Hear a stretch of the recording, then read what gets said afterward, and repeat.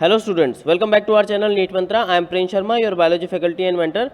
So students, in this video we are going to have a quick revision of chapter neural control and coordination. If you missed our previous videos, link is in the description, and for more videos like this, please do subscribe to our channel.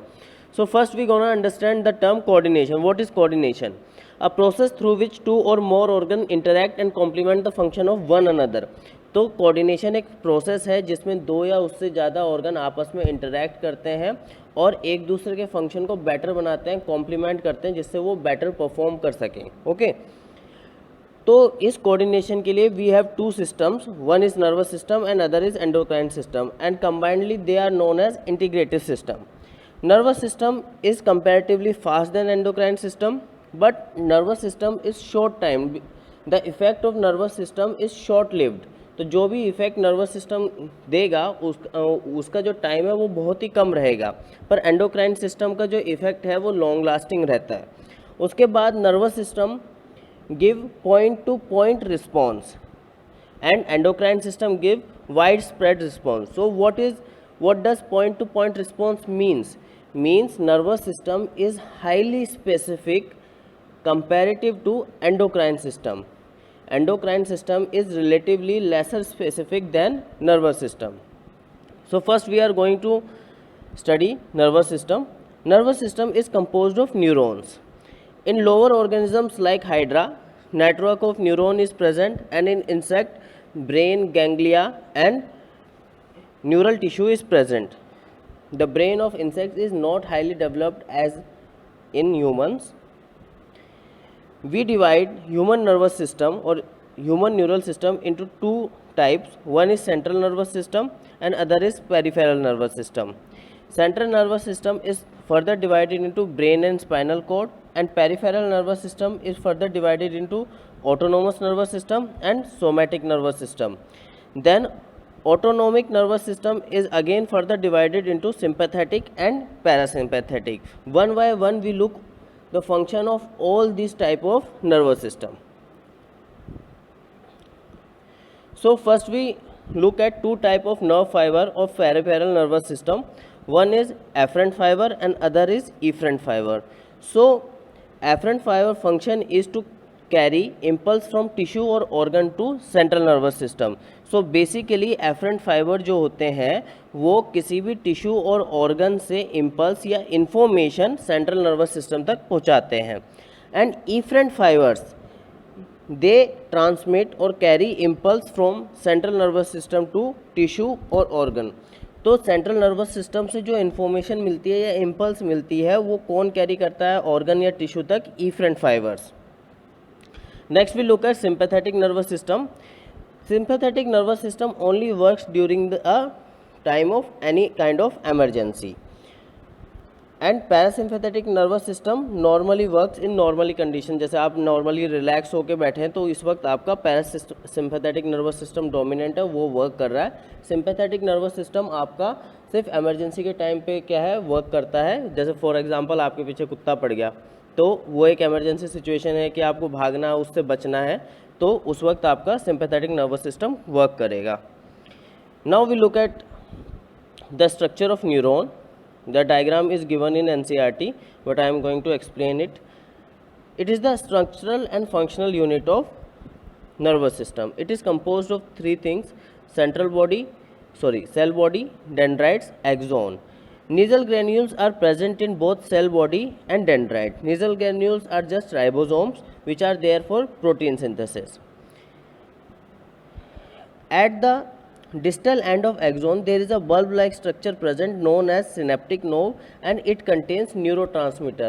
We discussed a little bit about neurotransmitter transmission in our quick revision of muscle chapter, and we talked about acetylcholine there. Okay, so neurotransmitters are the substances or chemicals which transfers information from one neuron to other neuron. On the basis of number of axon and dendrites, neurons are of three types: multipolar, bipolar and unipolar. Okay, so in multipolar neuron there is one axon, two or more dendrite. It is present in cerebral cortex. In bipolar one axon, one dendrite present in retina of eye. Unipolar cell body with only axon, and these are present in embryonic stages. Now, on the basis of myelin sheath, we have two type of axon, myelinated and non-myelinated. Myelinated are enclosed with Schwann cell which form the myelin sheath around the axon. They are present in spinal cord and brain. Okay, here is a little correction. In non-myelinated, they are not enclosed by Schwann cell. You can put not here. So myelin sheath is absent and they are present in autonomous and somatic neural system. There is a term called nodes of Ranvier. It is the gap present between two adjacent myelin sheath, or you can say Schwann cell. And in myelinated neuron, due to the presence of node of Ranvier, the transmission of impulse or information is much faster than non-myelinated. Now we look at transmission of impulse. It occurs in three stages. One is polarization, second is depolarization, and third is repolarization. And it is very important, you must remember this. So first we are going to talk about polarization state. It is known as resting phase, और resting phase का जो potential होता है it is -70 milli volt. ये आपको याद रखना है रेस्टिंग फेज का पोटेंशियल. ड्यूरिंग पोलराइजेशन स्टेज और resting phase, the neuron is more permeable for potassium ion and impermeable for sodium ion, and it is maintained by sodium potassium channel which throw 3 sodium ion outward and 2 potassium ion inward. Next stage is depolarization. Whenever a neuron axon get an impulse, there is a rapid influx of sodium ion due to the opening of sodium channels, and it is also known as exciting stage, and potential inside the membrane during depolarization is +30 millivolt, and during this sodium potassium channel sodium potassium pump is closed. The third stage is repolarization, means back to polarization stage. In this sodium potassium pump फिर से open हो जाता है.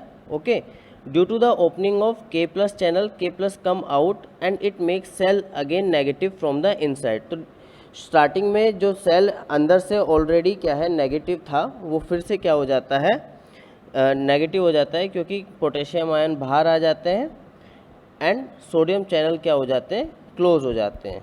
तो it goes in the sequence of polarization, depolarization, repolarization. Polarization is resting phase, potential is -70 millivolt. Depolarization is excitatory phase, potential is +30 millivolt, and repolarization is again come to resting phase. You can put a 0 here, sorry for the mistake. It is -70 millivolt again. Now there is a term known as hyperpolarization. If potassium channel open for more than usual timing, or they sustain for a long time, then there is the condition known as hyperpolarization, and the potential during this is -90 millivolt. Now we'll talk about synapse.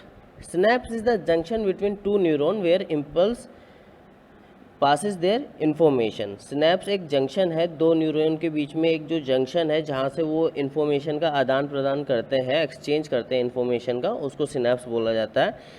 ये बनता है दो membrane यहाँ पे present होती है, pre synaptic membrane and post synaptic membrane. तो for example A neuron है और उसको इन्फॉर्मेशन पास करनी है बी न्यूरॉन को, तो ए न्यूरॉन की जो एंडिंग्स हैं वो बनाएंगी प्री सिनेप्टिक न्यूरॉन, और बी न्यूरॉन की जो क्या है स्टार्टिंग है डेंड्राइट्स है वो बनाएंगी post synaptic neuron. So synapse is of two type, electric synapse and chemical synapse. In electric synapse the conduction is faster and synaptic cleft is absent. In chemical synapse the conduction is slow, synaptic cleft is present, and majority of synapses are of chemical type. Now you are wondering what is synaptic cleft. Synaptic cleft is the fluid filled cavity between neuron. तो post pre और post synaptic जो neuron है या फिर जो membrane है उनके बीच में जो फ्लूइड फिल्ड कैविटी होती है उसको सिनेप्टिक क्लेफ्ट बोला जाता है। Now we talk at neurotransmitter. Neurotransmitter are of two type, one is stimulatory, other is inhibitory. Stimulatory neurotransmitter stimulate the impulse at synapse, तो वो स्टार्ट करती हैं इन इम्पल्स को क्या है ट्रांसफ़र करने के लिए। बेसिकली ये क्या है एक्साइटेटरी है, इससे क्या है इम्पल्स कंडक्शन स्टार्ट होता है। और इनहिबिटरी क्या है, ये सिनेप्स को इनहिबिट करती हैं, रोकती हैं। तो स्टिमुलेटरी का एग्जांपल है, जो स्टिमुलेटरी न्यूरोट्रांसमीटर हैं उनके एग्जांपल्स हैं acetylcholine and epinephrine, and inhibitory neurotransmitter are GABA and serotonin. Now we study central nervous system a bit in detail. So first we talk about brain. It is the central information processing organ of our body. तो हमारी body में जो mainly जितनी भी informations process होती हैं वो basically इसी एरिया में होती हैं जो कि ब्रेन है, इसलिए इसको सेंट्रल इंफॉर्मेशन प्रोसेसिंग ऑर्गन बोला जाता है। Act as command and control system, तो यही जो एरिया है वो हमें कमांड देता है कि हमें कोई भी काम करना है, जो भी आप सोच समझ के कुछ भी काम कर रहे हैं वो इसी एरिया की वजह से कर रहे हैं, है ना। या आप कोई काम नहीं करना चाह रहे हैं वो भी इसी एरिया की वजह से नहीं करना चाह रहे हैं। There is presence of cranial meninges which are covering of brain for the protection of brain from the shock or any kind of injury. Outer layer is dura mater, middle layer is arachnoid and inner layer is pia mater, and there is a fluid between them which is known as cerebrospinal fluid to absorb the shock. Now brain is divided into three parts: forebrain, midbrain, hindbrain. Forebrain is further divided into diencephalon and cerebrum, and diencephalon is further divided into thalamus and hypothalamus, and hindbrain is divided into three parts: cerebellum, medulla oblongata and pons. You must remember about hindbrain, it is very important. Many questions from this area come in NEET examination. So first we talk about forebrain and we are talking about cerebrum. It is divided into left and right hemisphere. तो जब भी अगर आपने कभी brain का diagram देखा होगा तो दो हेमिस्फेयर होते हैं। जैसे फॉर एग्जांपल आपने अगर नट देखा है, अखरोट देखा है, तो उसमें से जैसा स्ट्रक्चर निकलता है वैसे ही कुछ स्ट्रक्चर होता है। And they are connected by a tract of nerve fibre known as corpus callosum. तो कॉर्पस कैलोसम इन दोनों राइट और लेफ्ट हेमिस्फेयर को क्या है कनेक्ट करके रखता है। It is a tract of nerve fibres. Next we look at cerebral cortex. The layer of cell which cover the cerebral hemisphere are known as cerebral cortex. Due to concentration of neuron cell bodies, it is grayish appearance, so it is known as gray matter. तो यहाँ पे क्या होता है, neuron cell bodies का बहुत ज़्यादा concentration होता है, तो इसलिए एक ग्रेइश अपीयरेंस आता है और इसको ग्रे मैटर बोला जाता है। सेरेब्रल कॉर्टेक्स में क्या क्या है आपके, मोटर एरिया है, सेंसरी एरिया है, एसोसिएशन एरिया है। ठीक है, जो एसोसिएशन एरिया है ना तो वो सेंसरी है ना तो वो मोटर है। ओके, सेंसरी एरिया इन्फॉर्मेशन लेके आता है, मोटर एरिया इन्फॉर्मेशन को लेके जाता है। ओके, इसका फंक्शन क्या है एसोसिएशन एरिया का, inter sensory association, memory, communication. तो बेसिकली ये क्या है, एक कम्युनिकेटर की तरह काम करता है बिटवीन सेंसरी एंड मोटर, और यहाँ पे क्या है मेमोरी डेवलप होता है आपका। सेरेब्रल कॉर्टेक्स ग्रे मैटर है and inner part of cerebrum white matter है। ओके, ये आपको याद रखना है, जो सेरेब्रल कॉर्टेक्स है वो ग्रे मैटर है और इनर पार्ट जो है अंदर जो है सेरिब्रम में वो वाइट मैटर है। Now we talk about thalamus. Thalamus is wrapped in cerebrum, major coordinating centre for sensory and motor signalling. तो ये मेजर कोऑर्डिनेटिंग सेंटर है सेंसरी और मोटर सिग्नलिंग के लिए। देन वी हैव हाइपोथैलेमस, और आप सब जानते हैं हाइपोथैलेमस की बहुत इंपॉर्टेंस है हमारी बॉडी में। It lies at the base of thalamus and its function are temperature regulation, urge for eating and drinking, secrete hypothalamic hormone। तो इसके जो hormones है we will discuss in the chapter control and coordination। और जो आपके भूख प्यास आपकी जो emotions होती हैं वो क्या है hypothalamus से ही control होते हैं और यहीं से आपका temperature regulate होता है।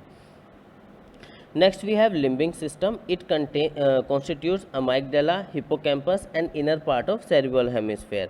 And you must remember the function of limbic system, it regulate our sexual behaviour. जो आपकी सेक्सुअल ड्राइव होती है, जो भी आपको फील करते हैं, आप अट्रैक्शन फील करते हैं, वो क्या है, सब लिम्बिक सिस्टम की वजह से।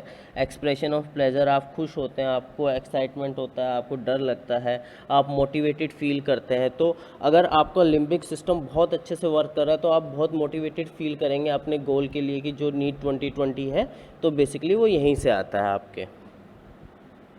Next we have midbrain. It is located between thalamus and hypothalamus and pons. तो बेसिकली या तो आप ऐसे याद कर लीजिए कि थैलेमस और पोन्स के बीच में या हाइपोथैलेमस और पोन्स के बीच में, क्योंकि दोनों थैलेमस और हाइपोथैलेमस लगभग आसपास ही हैं। It contains cerebral aqueduct. It is a canal which passes through midbrain and corpora quadrigemina. It is the dorsal portion of midbrain. तो आपको मिड ब्रेन के बारे में सिर्फ इतना ही याद रखना है, ज़्यादा डिटेल में इसमें नहीं जाना है। Next we have hind brain. Hind brain आपको बहुत अच्छे से पढ़ना है। हाइंड ब्रेन में हमारे पास पोन्स है। It connect different region of brain via fibre tract. Then we have cerebellum. It has very convoluted surface in order to provide the additional space for many more neurons. तो ये बहुत ही compacted या convoluted surface होता है, बहुत एकदम से सिकुड़ के बैठा हुआ है, जिससे ज़्यादा से ज़्यादा न्यूरॉन क्या है, इकट्ठे हो सके। The third we have medulla. It is connected with spinal cord and contain centre for respiration, CUS reflex and gastric secretion. Then we have a term brainstem. It is formed by midbrain and hindbrain. Cerebrospinal fluid is I talked earlier about this. It is present in subarachnoid space. Subarachnoid space is the space between arachnoid and pia mater. Subdural space, it is the space between dura mater and arachnoid. You can remember these terms. Now we have spinal cord. It continues from medulla, comes out by foramen magnum from the skull and goes through neural canal in between the vertebrae. तो जब मैंने आपको vertebrae का structure बताया था, तो मैंने वहाँ पे आपको बताया था कि एक न्यूरल कैनाल प्रेजेंट होती है वर्टिब्रेस के बीच में। तो जो स्पाइनल कॉर्ड है वो फोरामेन मैग्नम से होते हुए न्यूरल कैनाल से जाती है। Next we have peripheral nervous system. It consist of nerve arises from brain, they are known as cranial nerve, and nerve arises from spinal cord, these are known as spinal nerve. So cranial nerve are 12 in pair and spinal nerve are 31 in pair. Okay, you must remember this. So this is all about this chapter, and obviously this is only the quick revision of this chapter. And if you want to understand the topics of this chapter in detail, you can tell me in the comment section. So if you like this video, please share this video and like and subscribe to our channel. Thank you very much.